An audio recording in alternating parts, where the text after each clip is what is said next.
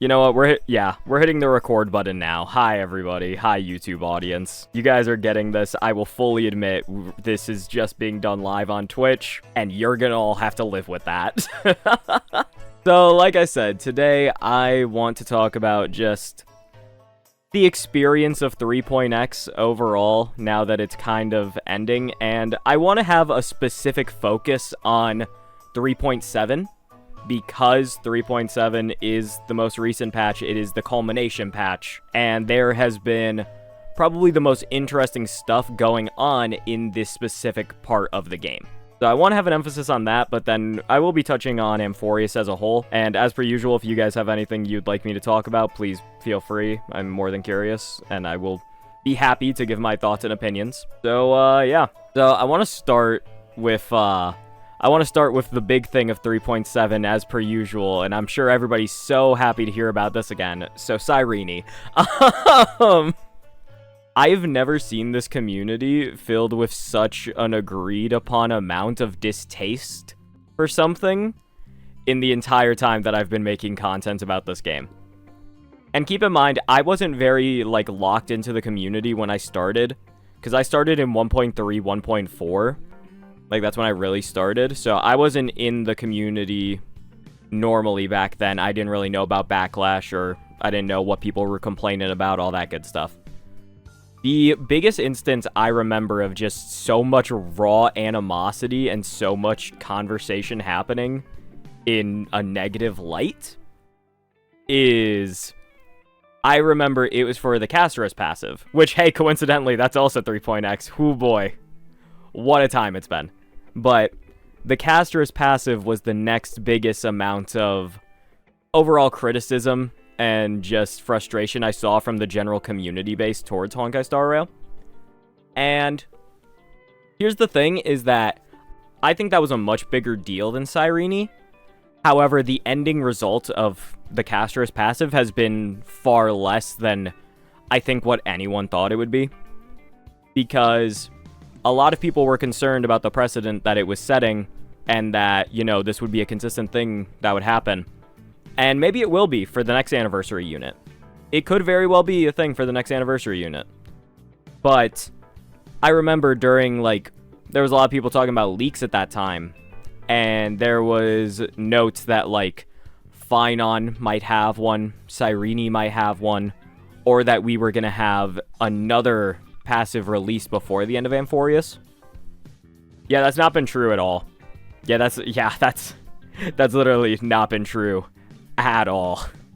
It hasn't even been close, because it's even at the end of 3.x, we're getting the Dahlia, who I can tell you right now, I will put all my money in the world on this. She's not gonna have a global passive. So really, who the fuck cares? That was the last time I remember community in such uproar, and it's worked out pretty well, all things considered, because I think even if they include another global passive in the future, another global passive in the future, like the Casterus one, if it's on the same level as the Casterus one, it literally will not matter that much. Let's just be frank. Let's just be honest. The Casterus one it's nice. That is the best way I can describe it, is that the Casterus one is nice. And that's it. I would not say anything else about it, and if they release a global passive on the same level as that, yeah, I'm not too concerned about the health of the game in that regard. It should be fine. Sorry, alright, let's get back to Sirene now. I think it is still heavily overblown, and people criticize me a lot for never talking about the issues, and it's because everybody is such a whiny bitch, and just only focuses on the negatives and all that. It is very obvious that Sirene is a very niche character, very specific, and it is in fact annoying that you basically need E2, or you need to have Hyacinth if you don't want her stack generation to be in the fucking bin. Yes, I am well aware of all of these issues. That doesn't mean that the character is not fucking good. And I feel like that's what people never, ever compromise on, ever, is that, like, the character can have issues and still be good. I feel like that's just not a thing that people are willing to accept, at least from, like, what I see in my comments, or what I see in community at large. It's so stupid, genuinely. It's so dumb. But, yeah, Sirene's not a perfect character in any way, shape, or form, but I still think she's very cool. She offers something completely unique to the game that I think is amazing, and I genuinely think, should be implemented into other characters. I genuinely think Sirene's type of... I don't even know how to phrase it. Basically, just the fact that she is the best in slot, in a sense, for Chrysos heirs instead of just a type of character. It's a type of character, but it is a group of characters in a lore rather than just like, oh, HP scalers, or oh, energy characters, or oh, break characters. This is so unique in how they've done this. I absolutely love how Sirene works in that regard. It is incredible that she is just the best for Chrysos heirs. That's sick.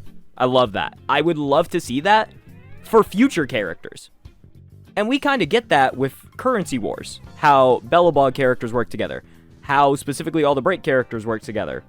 How, I don't know, fucking you can summon the train if you have Penacony characters, which, by the way, is sick as fuck. It's just so interesting how that ends up working. And I like it a lot. I would love to see that, again, implemented into other characters. Long story short, I think Sirene is a really cool pull. I do not think she is essential in any way, shape, or form, since with all of the other Chrysos heirs besides the HP scaling characters, you have a perfectly viable set of characters that will still work with every single one of them and will get you super, super incredible results in every single scenario. So, really, it's almost like Sirene is just for people who want to get the cool character and it helps their characters, and then you don't need to be concerned otherwise. Wow, what a fucking shocker. Is anybody... Raise your hand. Raise your hand if you're surprised. Oh my goodness. Oh my god. But yeah, so... Sirene was the big one I wanted to knock out first. So, talking more about 3.7, I think that the next thing I want to talk about specifically is Relic Recon. Relic Recon is like, it's potential, man. It makes so much sense. And it is such a cool idea on paper. Like, oh, we have a bunch of characters coming out. In total, there are, 7 banners this update. There are 7 banners, and then that's not including the Fate collab, which is basically 9. So there's 9 banners out right now. Oh, you know what we should do? We should make an event for players that allows them to get a free set of relics. A free set of relics for whatever character they want. They just have to play our game, and that's it. And it's all stuff that they would be doing anyway. That's sick. That's amazing. I love that. My problem is, I just don't like how it was implemented. I think it could have been a lot better. I think it could have been a lot better. So, let's start with the fact that you kinda just get... You have to pick just the one set and the one planar, and that's it. You can't pick specific pieces. So if I wanted to get different pieces for multiple characters, that's not really going to be an option. That kind of sucks. That kind of sucks. I don't love that. The other next issue, you cannot pick what the stat is. It does the highest recommended stats. The problem is that sometimes that means it splits. So, if there's a character with like, oh, they can use a crit rate or crit damage body, which is most DPS characters, you might never get a crit damage body. That is not good. You can just never get a crit damage body, you'll be unlucky, you're done. Like, for me, I was rolling for Hyacinth because I just got Hyacinth and I didn't want to have to go through the effort of getting her a whole new set.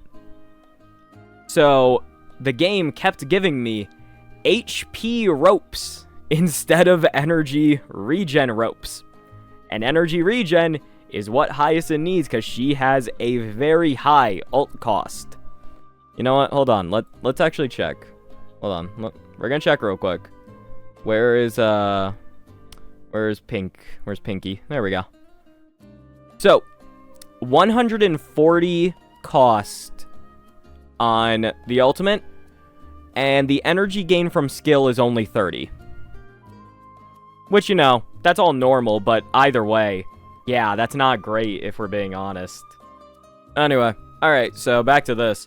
So Hyacinth, like, not getting a single energy regen rope for Hyacinth is actually such a complete pain in the ass. Like, that shit sucks.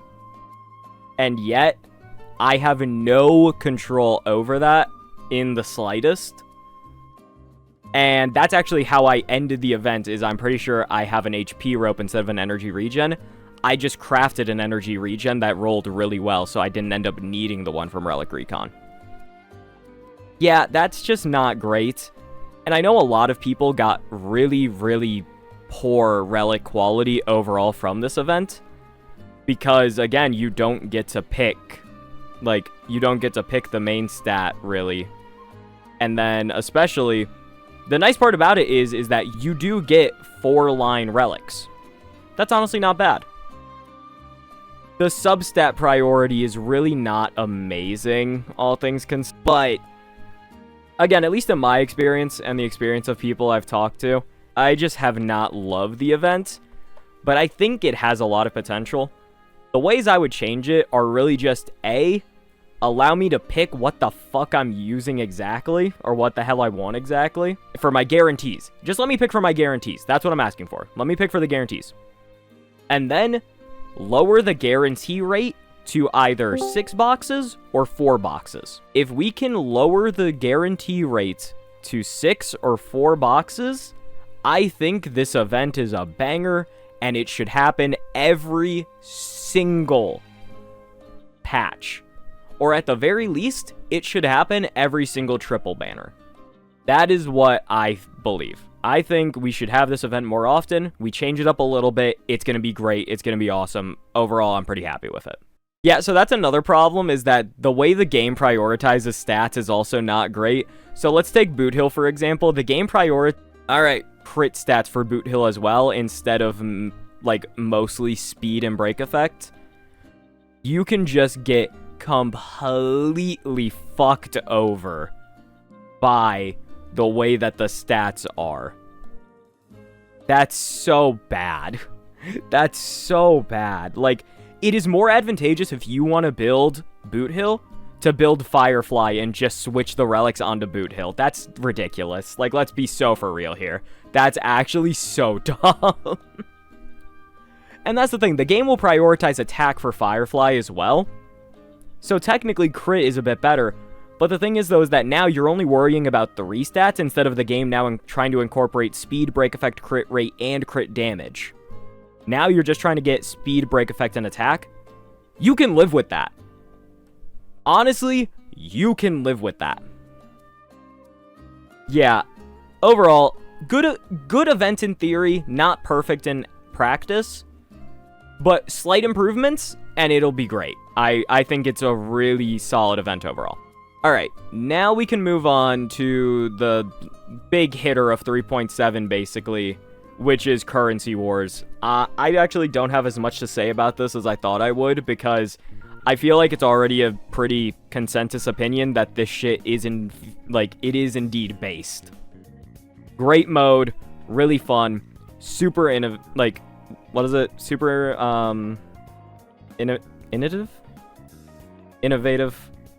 I don't know, I think it depends on what... I've heard both pronunciations, and I don't know why I'm struggling right now.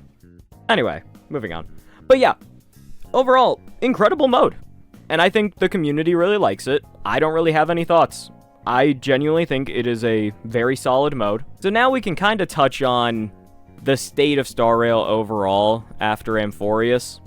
I should get some sleep.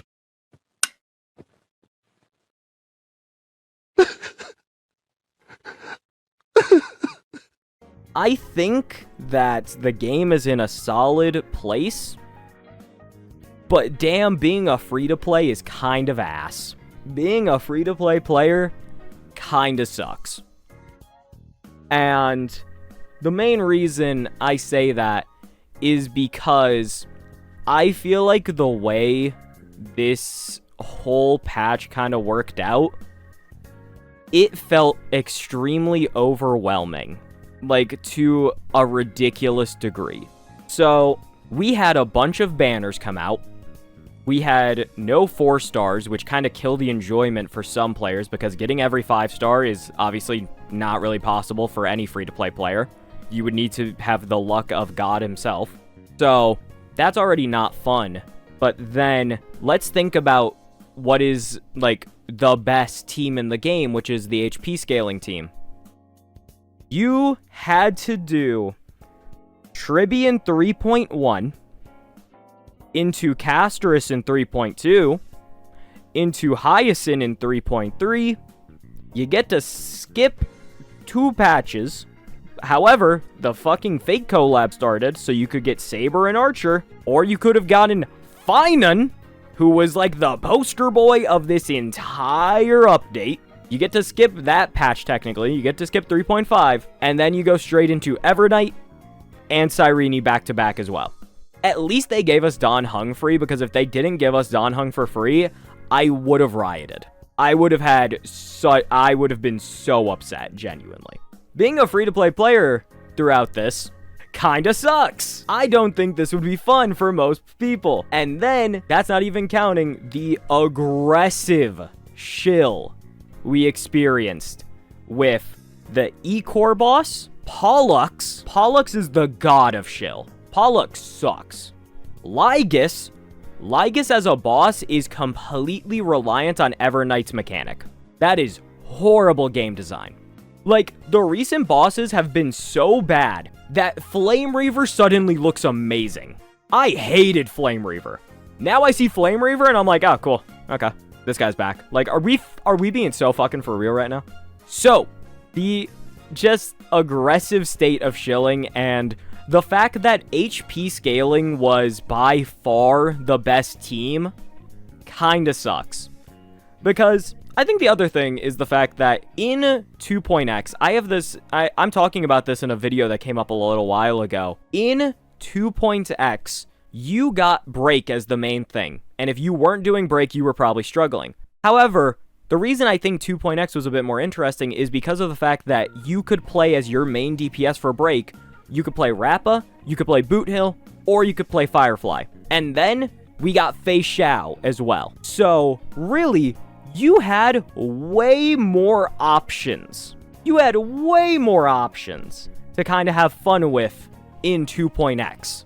Yeah, that's a lot better than it feels like what happened with 3.x, because there's really just one HP team. Because if you're playing Mighty, you're probably struggling. You're probably throwing a little bit. And then if you're playing solo Evernight, you're probably not getting the full value. If you're playing solo Casterus, you're not getting the full value. And then Sirene works the best with those characters. So if you're trying to use Sirene with somebody else, you're probably going to have a bit of an issue. And at the end of the day, Hyacinth is essential to it all. Hyacinth is the most portable of these characters. And that's about it. Because then after that, your other team options from 3.x were Aglaya, who is weaker than all the other Remembrance characters. You have Anexa, who is very good and ended up being much better than people anticipated, but also his ceiling is going to be very much hard capped comparatively to other characters. You have the Herda, who struggles outside of non-AoE content now. And then I'm trying to think of who else right now. And then you have DOT, which is a completely, like, it's a niche that exists only within itself. You can't really do anything else with it. That is rough. There's really just nothing else to say at this point, like, if we're being honest. it feels like HP was the way. And then they released Paiano and gave players, like, at least a glimmer of hope. Because Paiano was strong enough to get through everything with a good team. But even then, now they've released Sirene, who is the best by far for the HP scaler. So now it's just, yeah, Mono Remembrance HP is by far at the top, and it's not even close. It's just, what are you gonna do? Like, genuinely, what are you gonna do? I will fully admit, the light cone situation never got better. Because at the start of 3.x, I was very concerned about the fact that it felt like Aglaya's best feature was locked behind an Eidolon, and Herda's best quality of life was, like, locked behind a light cone. That never got better. Remembrance is the worst light cone path in the game. All of the options are exceedingly mediocre. They don't interact well with each other at all. And some of them are reliant upon having the light cones of the other Remembrance characters. That's so bad! Why? That sucks! Do you understand how important Hyacinth light cone is to the entirety of the Mono Remembrance HP? It sucks! That's horrible. That's such bad design. It's just never gotten better. It straight up never got better. And it's like, there are some characters who can now live without their cones again, or some newer characters, like Hycelin's can do fine without her cone. Saridra can do fine without her cone. Danhung PT actually can work fine without his cone, although it is a very, very nice boost for him. And then there's somebody like Mighty who can technically work without his cone, but at this point it's such a massive boost for him that you really should have it. Yeah, the light cone situation never got better, and I think it's going to continuously keep getting worse, and that's really not what you want to see at this point. Looking at Amphorius overall, I do think it was a solid story, and then the actual gameplay experience was pretty solid. I don't have too many complaints about the gameplay experience of Amphorius, but man, some of these enemies suck. Like, not just boss enemies, like, I mean straight up just the normal enemies. The black tide enemies who can action advance themselves to hit you because you've killed too many other black tide enemies might be the single most infuriating thing I've ever seen in my entire life. And for a game that actively was trying to, like, push a sustainless character with Paiano, having enemies that can fuck up sustainless perfectly, like, is that really what we're doing? I can't, man. I can't. Yeah. And it's funny because I'm complaining so much. I've actually been perfectly fine with Star Rail overall. I'm pretty content with the state of the game, if we're being honest. It's just, it does still have a lot of problems, sadly. And for every solution they kind of add, there is a new problem that arises. But overall, I think we're on a fine path, and I think a lot of people have definitely overblown the seriousness of the issues in this game. Overall, we're doing fine. They're being fairly generous because giving out a free sustain when people hate pulling sustains usually, very nice, especially a sustain that's as powerful as Danhung PT. That's huge. That's super nice. They've added quality of life with the fuel vouchers. I absolutely love it. I think it's an amazing feature.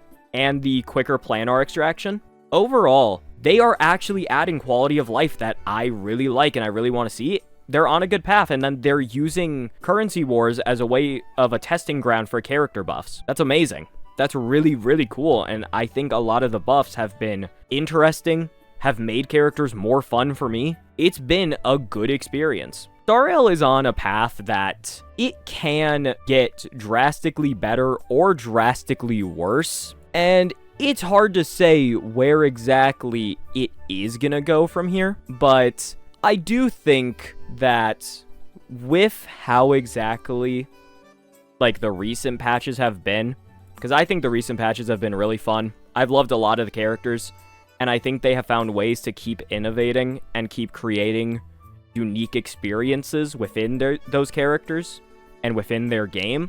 I think this has ended better than what people were expecting. And there's even now a mode that is targeted towards these players who do nothing but complain about how easy the game is in anomaly arbitration. There's now an entire mode dedicated to just like whales where they can go do their thing. And honestly, that's good. Like, that's not a bad thing. They are catering to players who want an easier time with fuel vouchers, and they are catering to players who want more out of the game with anomaly arbitration. It's a strong balance that they're actually striking, and with 4 stars coming back hopefully in 4.x, I hope that means that we will start getting really creative designs again that can actually be used as substitutes to teams. Because, reminder, the last 4 stars released before the start of Amphorius were March 7th Hunt and Mannzz, who are both incredible designs. They both work super, super well and are genuinely just some of the more fun characters in the game, in my opinion. There is a world where we actually get back to that, and I think just because Amphorius was Amphorius and there's such a big emphasis on these Chrysos heirs, I think that's why we don't get that. So hopefully that means that for this coming, like, version, we're going to go back to how the game was. And I'm really excited about that, personally. It's going to offer up a lot to the experience. Yeah, I think that's everything I have to say. There's definitely a lot of things I'm missing right now, especially about Amphorius as a whole, but the state of Star Rail is not bad. I think it's a lot better than the last time I talked about it, even though there are still quite a few of those similar issues. I'm more content with the game. I know other people they've lost some interest in the game, or at the same time, like, there's people who will leave and then come back depending on what they see, which is very fair. It could definitely be better, and I hope that they push it back to being better. It feels like we're getting close, but I'm not gonna lie. The spending event, not the best look, admittedly. Not the best look for if we're trying to get back to fully positive. But hey, it's fine. We don't need to talk about that right now. Alright. Well, that's gonna end off the rant for today, so hey, YouTube viewers, hope you enjoyed. Make sure to like, comment, and subscribe and all that shit. Alright, more videos coming soon. Bye-bye!